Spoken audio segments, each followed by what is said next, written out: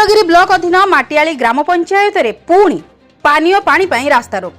Report ଅନୁସାରେ ମାଟିଆଳି ହାଟ ନିକଟରେ ଶତାଧିକ ମହିଳା ଗରା ବାଲ୍ଟି ଧରି ଧାରଣାରେ ପ୍ରବଳ ଖରାରେ ବସିଛନ୍ତି। ଏକ ମହିଳା ଚେତାଶୂନ୍ୟ ହେବାର ଦୃଶ୍ୟମାନ ହୋଇଛି। ପମ୍ପ ଅପରେଟରକୁ ଯୋଗାଯୋଗ କରିଥିଲେ ମଧ୍ୟ ସେ ଫୋନ୍ ଉଠାଇ ନଥିଲେ ବୋଲି ଆପତ୍ତି କରିଛନ୍ତି। ସ୍ଥାୟୀ ସମାଧାନ ନ ହେବା ପର୍ଯ୍ୟନ୍ତ ଧାରଣାରୁ ଓହରିବେ ନାହିଁ ବୋଲି ଦୃଢ଼ୋକ୍ତି ପ୍ରକାଶ କରିଛନ୍ତି। ସରପଞ୍ଚ ସହ ଆମ ପ୍ରତିନିଧି ଯୋଗାଯୋଗ କରିବାରୁ ସେ ମଧ୍ୟ କ୍ଷୋଭ ପ୍ରକାଶ କରିଛନ୍ତି। ସରପଞ୍ଚଙ୍କ କହିବା ଅନୁଯାୟୀ ଧପଡ଼ା ଓ ଶ୍ରୀପତିରେ ମଧ୍ୟ ଆଦୌ ପାନୀୟ ଜଳ ଦିଆଯାଇ ନାହିଁ। 4 दिन ହେଲାଣି ଆମ ଗାଁକୁ ପାଣି ଆସିନି। लिखित अभियोग ଦେଇଥିଲ? ଆଜ୍ଞା ନା ଆମେ ଦେଇନୁ। ପାଣି ତ ଆସୁଥିଲା, କ'ଣ ପାଇଁ ବନ୍ଦ ହେଇଛି ବୋଲି ସେଥିପାଇଁ ଆମେ ଜାଣିନୁ। ଆମେ ଫୋନ୍ ବି କରିଥିଲୁ ସେମାନଙ୍କୁ, ଫୋନ୍ ଉଠଉନାହାନ୍ତି। ଯିଏ ପାଣି ଛାଡୁଛି ହଁ ସେ ଫୋନ୍ ଉଠଉନାହାନ୍ତି। ଆମେ ତ ଜାଣିନୁ କ'ଣ ପ୍ରୋବ୍ଲେମ୍ ହେଇଛି ବୋଲି। ଆଉ ଆମର ପାଣି ନାହିଁ, ସୁବିଧା ନାହିଁ ପାଣି ପାଇଁ, ସେଇଥିପାଇଁ ଆମେ ଆଜି ବସ୍ଟାକୁ ଅଟକେଇଛୁ।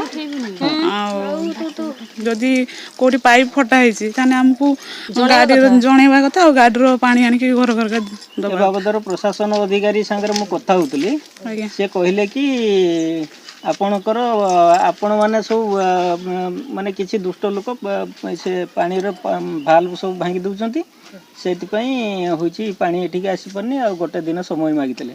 ଏ ବାବଦରେ ଜାଣିଛନ୍ତି କି? ଫୋନ୍ କରିଥିଲୁ ଯେହେତୁ ଆମେ ଫୋନ୍ ଉଠେଇଥିଲେ, ଆମେ ଯଦି ଜାଣିଥାନ୍ତୁ ତାହେଲେ ଆମେ ଜାଣିଥାନ୍ତୁ, ଗାଁରେ କିଛି କହିଥାନ୍ତୁ ନା ଏସବୁ ଅସୁବିଧା ହେଇଛି ସେଥିପାଇଁ ଆମ ଗାଁକୁ ପାଣି ଆସିନି ବୋଲି। ଯେହେତୁ ସେମାନେ ଫୋନ୍ ଉଠେଇ ନାହାନ୍ତି ଆମେ କିଛି ଜାଣିନୁ। ଆନ୍ଦୋଳନ ଅବ୍ୟାହତ ରହିବ। ଆମର ପାଣି ଦରକାର, ଆମ ଘର ପାଖକୁ ଆଣିକି ପାଣି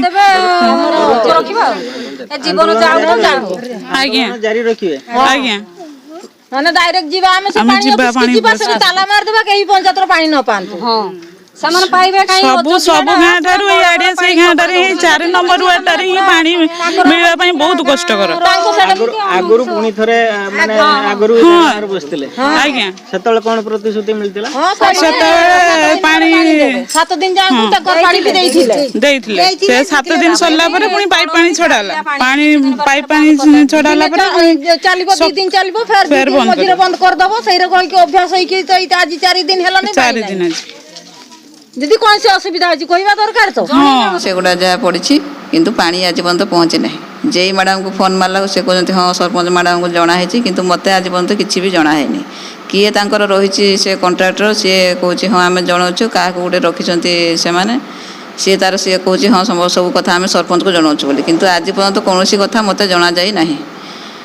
ତାଙ୍କ ମନେ ମନେ ସେ ତାର କାମ କରୁଛନ୍ତି। ମୁଁ ଏବେ ତାଙ୍କୁ କହିଛି, ଫୋନ୍ ନମ୍ବର ମାଗିଛି, କିନ୍ତୁ ଦେଇନାହାନ୍ତି ଏପର୍ଯ୍ୟନ୍ତ। ସେ ମୋତେ ଦେଲା ପରେ ମୁଁ ତାଙ୍କ ସାଙ୍ଗରେ ଯୋଗାଯୋଗ ରଖିଲା ପରେ ଜଣେଇ ପାରିବି ଯେ କ'ଣ ଅସୁବିଧା ହେଇଛି କ'ଣ ନାହିଁ ବୋଲି।